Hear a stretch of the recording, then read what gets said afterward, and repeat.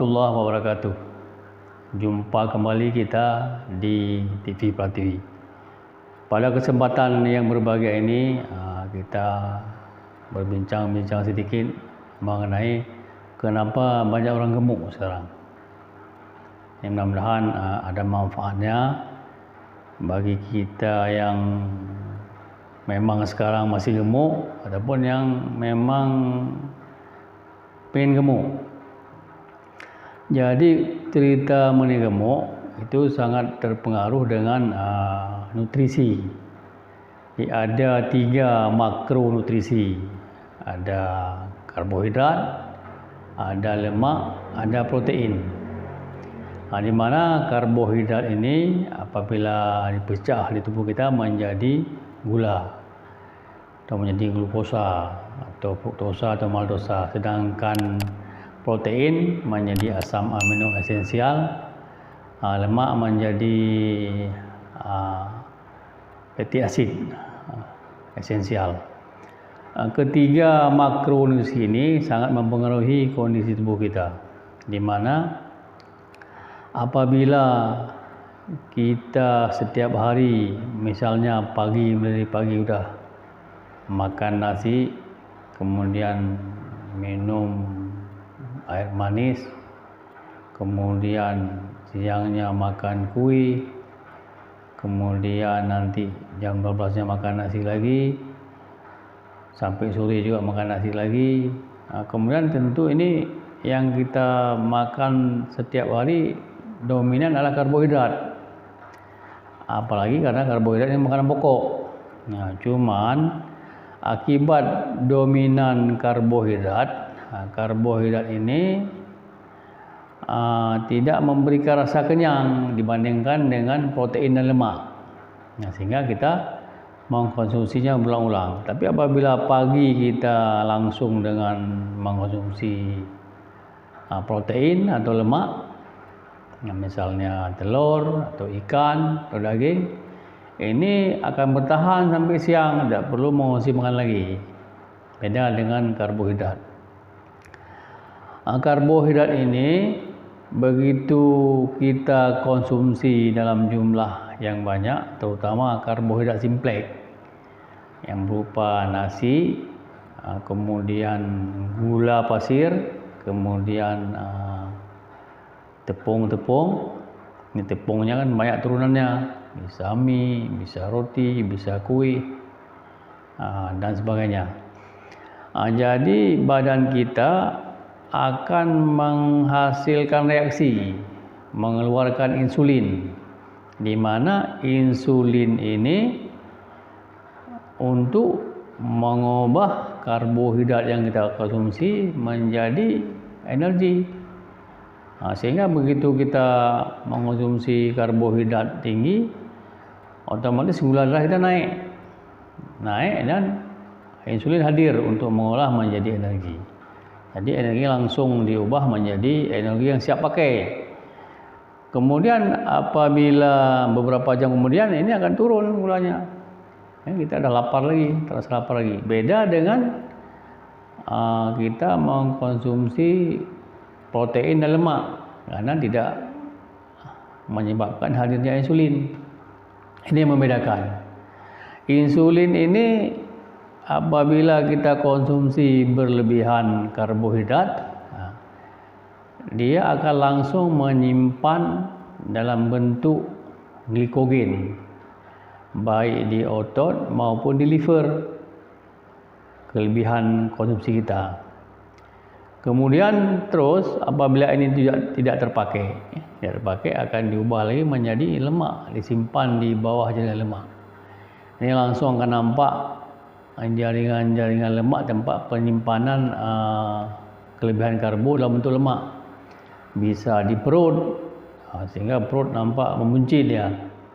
Kemudian di pinggang, kemudian bisa di leher, kemudian di wajah, dan di tempat-tempat lain yang organ yang memang tidak aktif.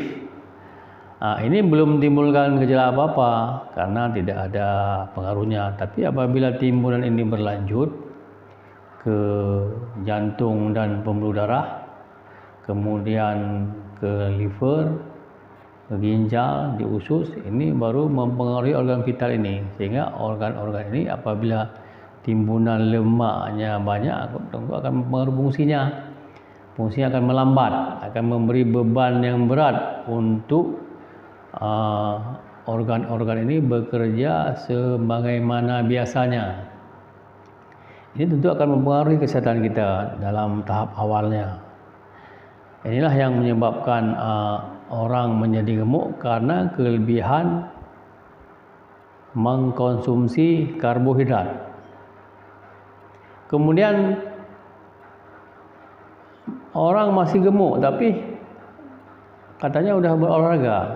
Olahraga ini masih kalah pembakaran kalorinya dibandingkan dengan makanan yang dikonsumsi.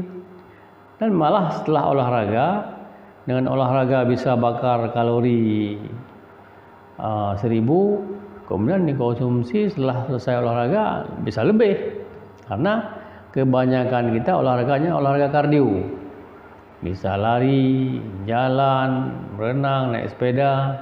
Ini tentunya memerlukan waktu yang lama untuk bakar lemak.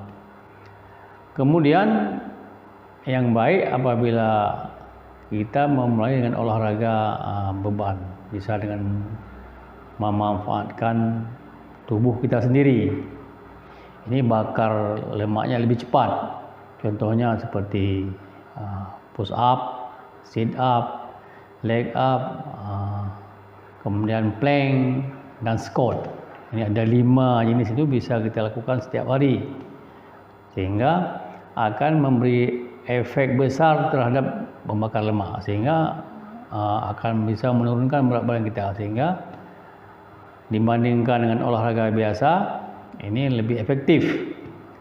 Kemudian juga kita udah berpuasa tapi kok tetap masih gemuk, karena dengan berpuasa kita memang tidak mengkonsumsi makanan sampai dengan 14 jam, tetapi waktu bukanya kita sudah menjadi tradisi berbukalah dengan yang manis-manis. Sebenarnya ini satu kekeliruan, karena begitu buka kita langsung mengonsumsi karbohidrat, gula darah langsung naik, kemudian malamnya tidak terpakai, kemudian disimpan lagi dalam bentuk lemak, berulang lagi.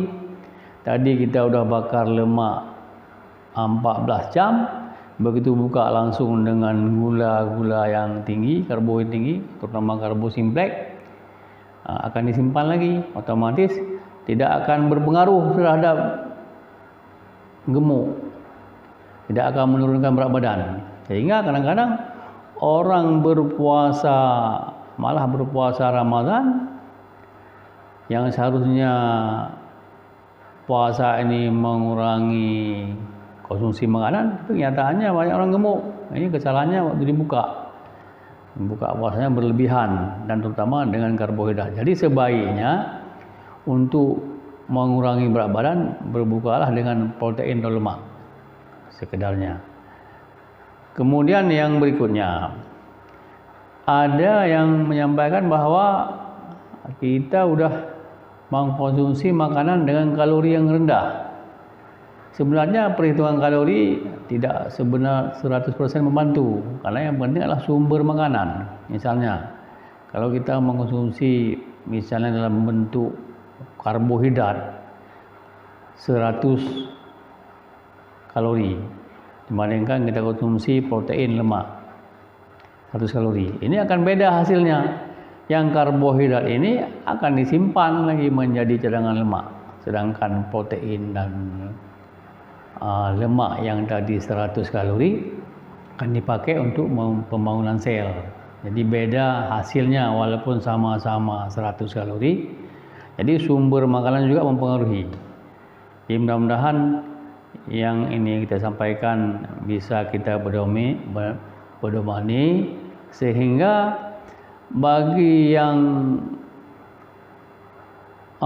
udah gemuk sekarang bisa menurunkan berat badan pelan-pelan dengan mengubah apa-apa yang menyebabkan sehingga berat badan tidak menurun, mulai dari makronutrisi, olahraga, puasa, dan perhitungan kalori.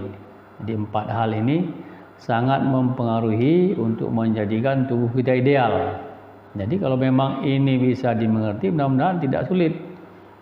Yang prinsipnya, bagaimana lemak yang ada di tubuh kita akan terbakar, dipakai menjadi sumber kalori, menggantikan karbohidrat yang selama ini terpakai. Selama masih terpakai karbohidrat, otomatis lemak tidak disimpan, karena masih banyak cadangan dalam tubuh kita. Saya rasa mudah-mudahan ini ada manfaatnya yang kita sampaikan. Kita jumpa kembali di TV Pratiwi dalam pembahasan yang lain. Wabillahi taufiq wal hidayah. Assalamualaikum warahmatullahi wabarakatuh.